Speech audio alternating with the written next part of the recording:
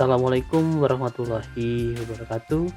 Berjumpa lagi bersama Bonti Media, channel yang selalu menyajikan informasi dan materi pembelajaran untuk SMK.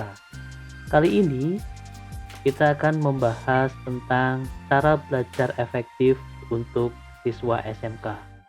Seperti apa sih cara belajar efektif itu? Mari kita simak video berikut ini.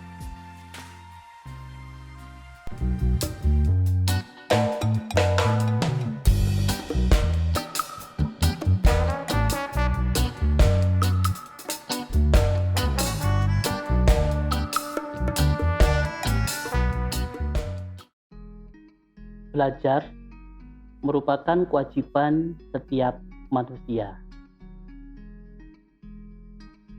Sebab sejak kita dilahirkan sampai saat detik ini dan bahkan sampai nanti di saat ajal akan menjemput kita diharuskan dan diwajibkan untuk selalu belajar.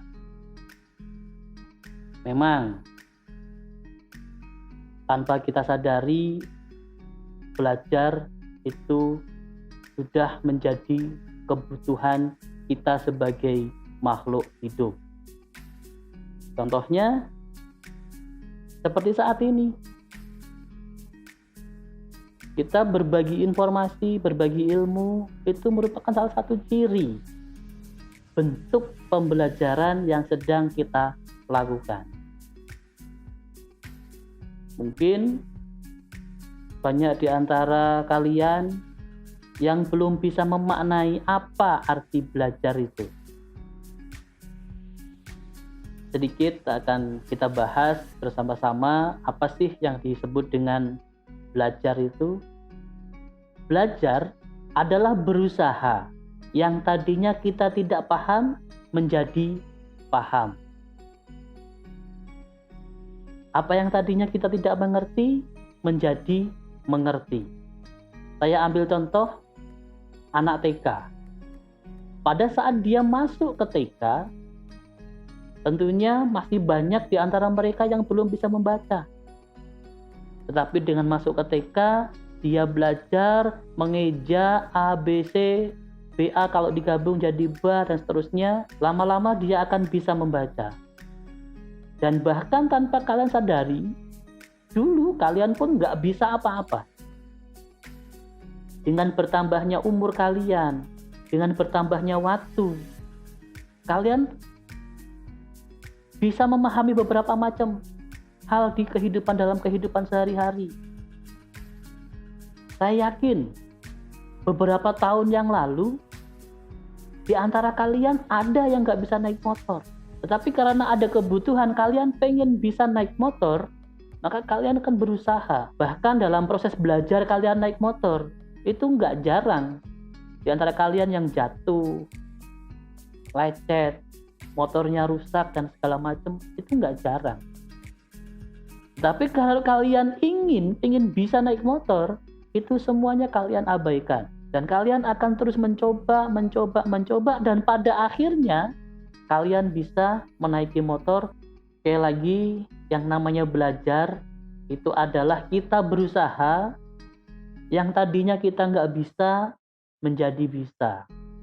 Yang tadinya kita nggak paham menjadi lebih paham lagi. Yang tadinya kita bisa menjadi lebih bisa lagi, menjadi lebih mahir lagi, dan bahkan sampai menjadi ahli. Itu adalah makna dari kata belajar. Nah, sekarang mungkin di antara kalian ada yang berpendapat bahwa belajar itu hanya bisa dilakukan di sekolah saja. Tidak. Belajar itu bisa dilakukan dimanapun, kapanpun, dan dengan siapapun.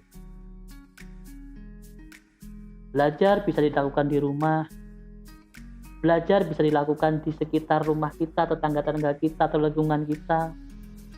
Dan bahkan belajar itu bisa dilakukan di hutan. Sebagai contoh, kita belajar di hutan adalah Bagaimana kita belajar untuk hidup di saat tidak ada makanan yang tersaji, yang langsung tersaji seperti kita di dalam kehidupan sehari-hari. Mungkin kita akan mempelajari pohon ini kalau kita makan nanti berbahaya atau tidak. Oh ternyata berbahaya, rasanya pahit, dan segala macamnya. Itu merupakan contoh pembelajaran yang tidak mengenal tempat.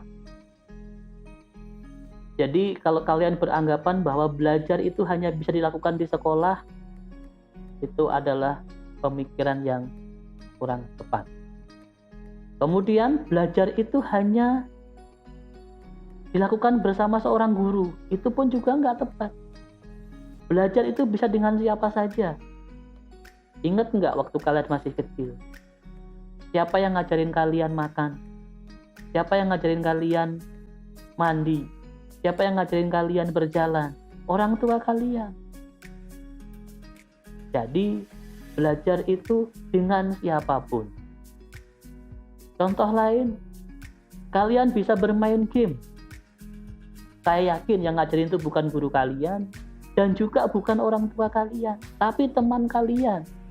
Yang tadinya kalian megang handphone saja ngedek-dek, tapi dengan belajar, dengan rasa senang kalian mempelajari sesuatu, makanya sekarang kalian kecanduan untuk main game.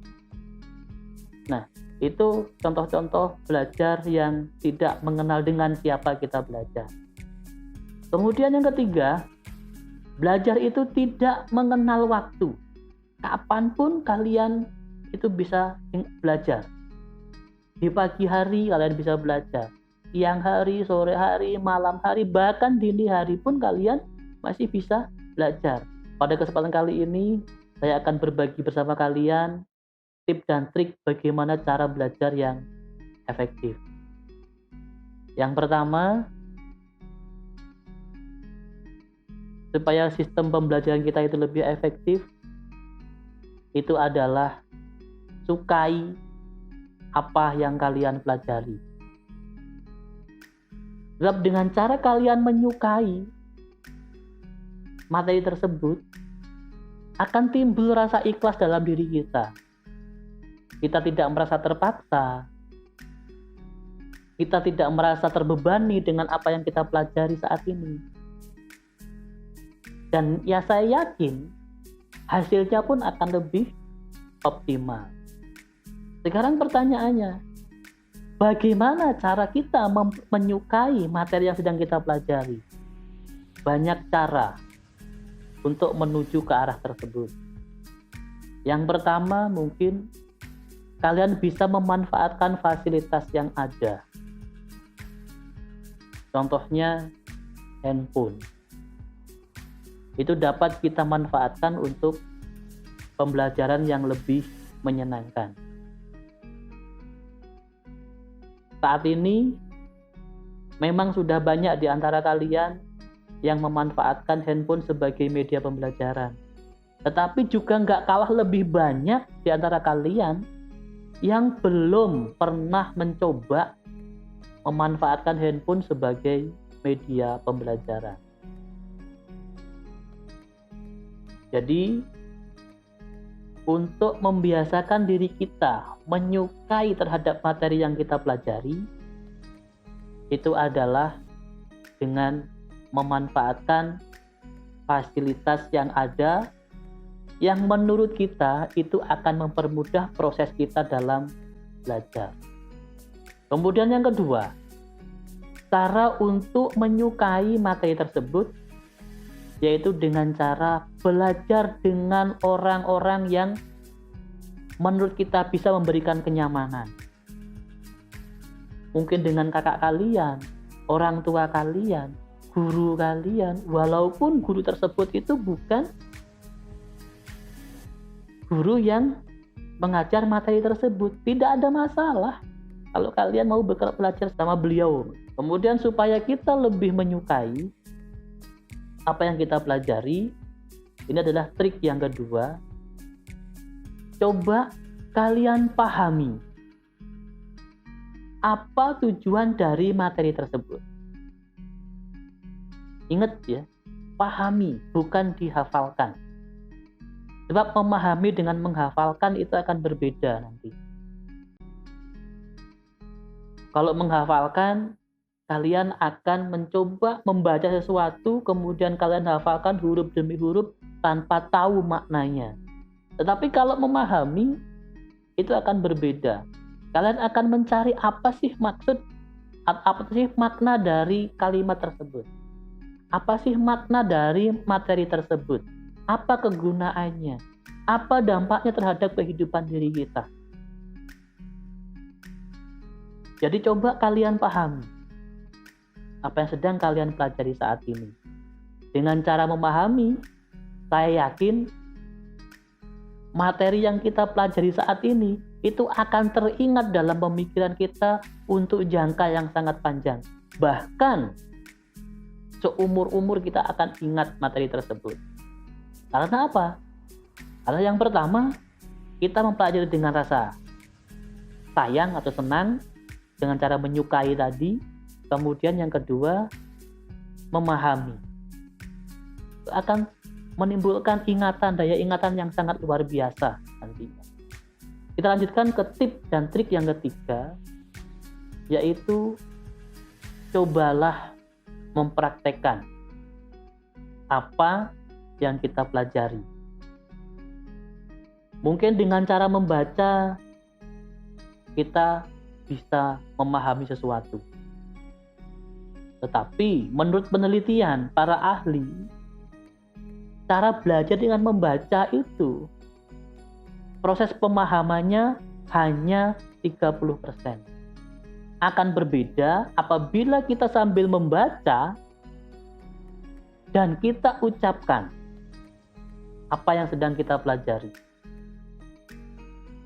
Itu akan memiliki tingkat pemahaman yang berbeda. Apalagi selain membaca, selain kita ucapkan dan kita praktekkan, ada motorik yang kita lakukan. Itu akan lebih efektif lagi. Di sini saraf mata bekerja, mulut bekerja, dan tangan pun juga ikut bekerja. Itu akan lebih efektif. Apalagi kalian sebagai seorang siswa SMK. 3 kegiatan tersebut wajib kalian lakukan pada saat kalian mempelajari sesuatu.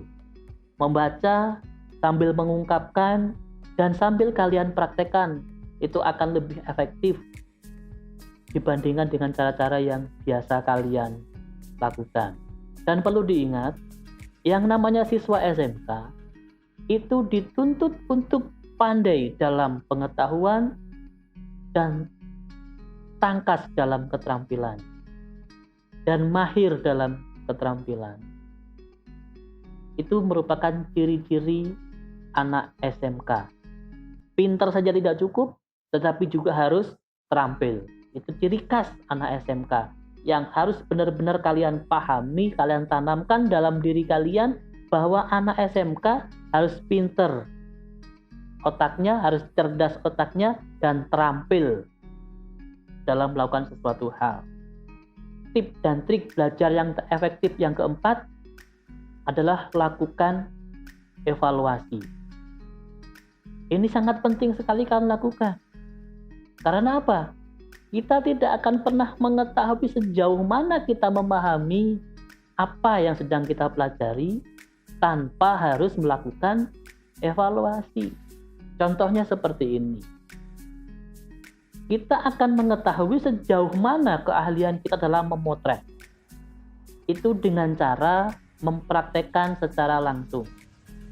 Kalau hasil pemotretan kita masih di bawah standar, berarti sistem pembelajaran yang kalian lakukan itu belum optimal. Maka kalian harus belajar lagi untuk mendapatkan hasil pemotretan yang lebih baik lagi. Nah, di sini sekali lagi lakukan evaluasi setiap kali kalian melakukan pembelajaran. Jadi evaluasi ini tidak hanya berupa tes saja, tapi pembuktian bahwa kalian itu sudah benar-benar mampu dan bisa dan memahami apa yang sedang kalian pelajari. Dan tentunya apabila kalian sudah memahami apa yang kita pelajari dan mampu mempraktekkan dengan baik, saya yakin itu akan memberikan perubahan yang lebih baik terhadap diri kita. Jadi kesimpulannya, belajar yang efektif itu bisa dilakukan dengan cara yang pertama adalah mencoba menyukai apa yang sedang kita pelajari. Untuk menyukai itu diperlukan pemahaman. Kita tidak akan pernah suka kalau kita nggak paham apa yang sedang kita pelajari. Kayak gitu. Tip dan trik yang ketiga itu adalah menerapkan atau mempraktekkan apa yang sedang kita pelajari. Kita terapkan, kita uji coba seperti apa. Kemudian yang keempat adalah lakukan evaluasi. Dari keempat ini apabila kalian lakukan dengan rasa yang senang, rasa yang bahagia, insya Allah apa yang kalian lakukan akan memberikan hasil yang terbaik. Demikian, kurang lebihnya saya mohon maaf. Saya akhiri. Assalamualaikum warahmatullahi wabarakatuh.